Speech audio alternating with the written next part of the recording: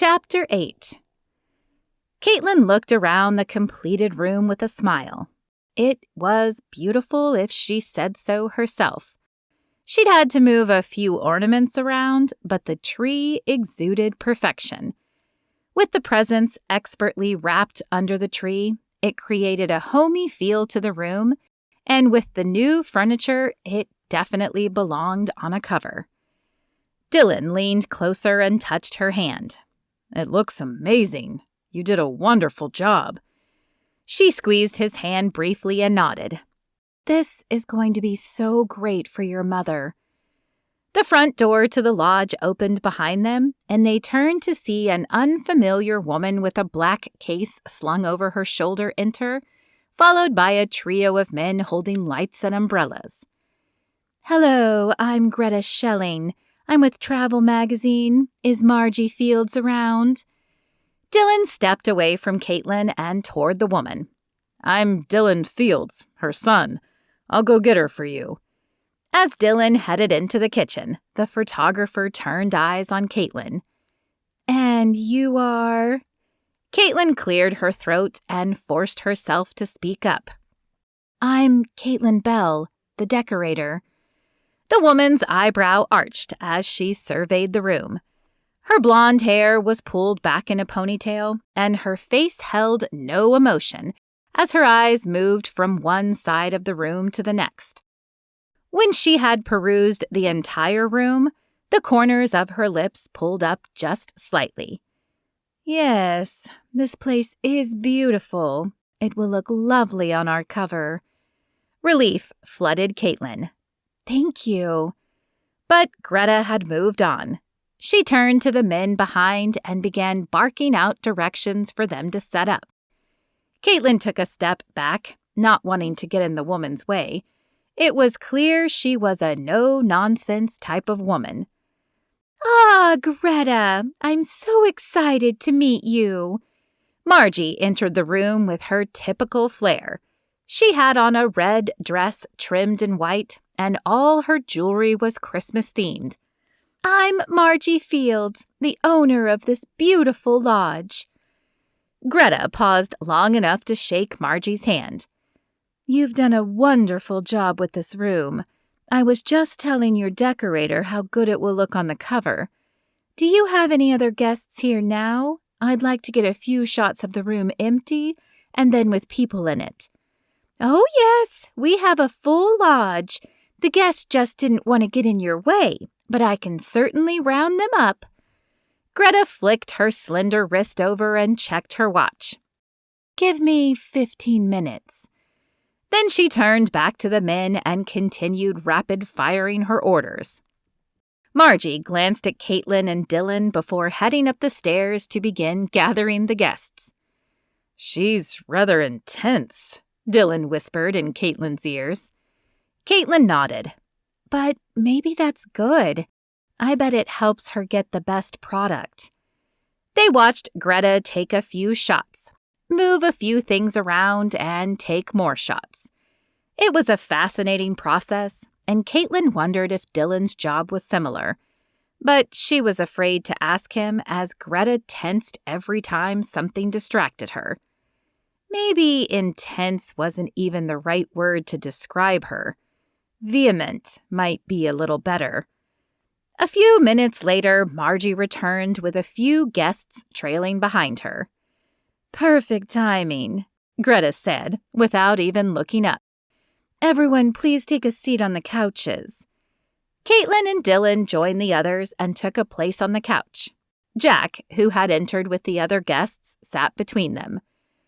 The photographer scanned the room, and her eyes landed on Kaitlyn. "You. Yes, you. Come here." Kaitlyn glanced around to make sure Greta was speaking to her. The photographer motioned impatiently at her. "Go on, Mom," Jack said, pushing her. Kaitlyn stood and walked toward the photographer, unsure of what she wanted. "Stand there, please." Greta pointed to the side of the tree, and Kaitlyn acquiesced. Then she scanned the crowd once more. "Ah, you. You come to this side." Kaitlyn knew before she followed Greta's finger that she had pointed to Dillon, and her heart sped up in her chest. Yes, you stand on that side. As Dillon followed the photographer's request, he lined up directly across from her. Their eyes met, and she tossed him a lopsided smile, which he returned with a raised eyebrow. Now, I'd like you to reach for the same ornament. Let's make it that gold orb there. The photographer pointed to a gold ball directly in the middle of them. Kaitlyn reached out her fingers and tried not to react when a tingle traveled down her hand as Dillon's fingers touched her own. Even after all this time, he still had the power to affect her. Yes, that is perfect. The camera clicked, but it was all background noise to Kaitlyn. Her eyes were focused on the man across from her, the man she had once loved and thought she had lost, but who God had placed back in her life. Could they make a go of this? Would he stay in Colorado or disappear again? Would Jack be okay if Dillon was in their life? Good. Now you, child, come join them. Jack appeared next to Kaitlyn and waited for instructions. Stand in the middle, Greta said, motioning with her arm, and take a step forward. Now you two come behind him. Make it look like a family. Kaitlyn stepped behind Jack and Dillon joined her. Good. Now, Mom and Dad, put your outer hands on the boy's shoulder. She paused for a moment as Dillon and Kaitlyn followed her directions. Yes. Now, Dad, put your arm around Mom, and Mom, your arm about his waist. Kaitlyn's heart hammered in her chest as she stepped a little closer and wrapped her arm around Dillon's waist. As his arm enveloped her shoulder, warmth flooded her body, and the sense that this was home filled her. Perfect. Now smile. Greta continued to snap photos of them for another few minutes. Then she turned the camera on the other guests and snapped even more. Okay, we have it. Let's wrap it up, boys. As quickly as she had come in, Greta packed up her equipment, shook Margie's hand one last time, and disappeared into the setting sun. It was so fast that Kaitlyn and Dillon hadn't even moved from their staged position. The guests all stared at each other for a moment, sharing a collected feeling of surrealness, and then Margie burst out laughing. Well, I certainly expected a little more fanfare. I didn't even get to offer her cookies. I don't think she would have taken them, Kaitlyn said. Though she didn't want to, she was beginning to feel self-conscious still in Dillon's arms. So she dropped her arm and stepped just far enough away to create a space. He shot her a look, but said nothing as he dropped his arm. But I will. Laughter ensued at Jack's announcement, and a chorus of agreement resounded from the guests. They rose and followed Margie into the kitchen, leaving Dillon and Kaitlyn alone in the living room. I'm sorry, I just want to wait until we talk, Kaitlyn began. Dillon shook his head, a smile on his face. No need to apologize. We can talk more tonight. Shall we join the others? Kaitlyn nodded and followed him into the kitchen, thankful for the distraction, even if it was only for a time. It was after 9 that evening before they got to have their talk. Dillon waited outside Kaitlyn's door as she put Jack to bed. Sorry, she said as she stepped into the hall, closing the door behind her. He took forever to go to sleep. No worries. I know it's cold, but do you want to go for a walk outside? A small smile played across her lips, and she nodded. Sure, just let me get my coat. She ducked back in the room for a minute, reappearing a moment later with a coat and scarf. Okay, I'm ready. Dillon grabbed his coat from his room, and the two trekked down the stairs and out the front door. Snow fell lightly as they stepped onto the porch. Dillon grabbed Kaitlyn's hand, smiling at her as she looked up at him. So, how do you see this working? Kaitlyn asked. I mean, my life is here in Colorado and yours is... I actually don't know where you're living. It was Florida, but to tell you the truth, business hasn't been going so well. I'm thinking about changing things up. Things that might mean you'd be closer? Indeed. In fact, I was thinking I might stay and help Mother for a while.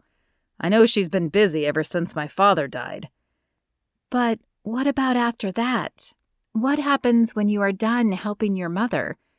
I can't just pick up and move Jack. Kaitlyn, I get that you're scared, and I know some of that has to do with the way we ended, but I want to make this work. I'll do whatever it takes. If that means getting a job around here, I will do it. Dillon stopped and turned Kaitlyn to him. He took her other hand and held them to his chest. I want to believe you, Dillon, but you have to mean it. For Jack. He cupped her face and stared into her eyes. I do, Kaitlyn. I'm so sorry I hurt you then, and I'm even more sorry you married someone who hurt you. But I realize I've been searching for something the last few years, and that something is you. Her eyes glistened with unshed tears. I've been looking for something too. Okay, let's give this another shot. A surge of elation filled Dillon, and he smiled before touching her lips with his own. Heat from the kiss flooded through him, and the surrounding cold seemed to melt away.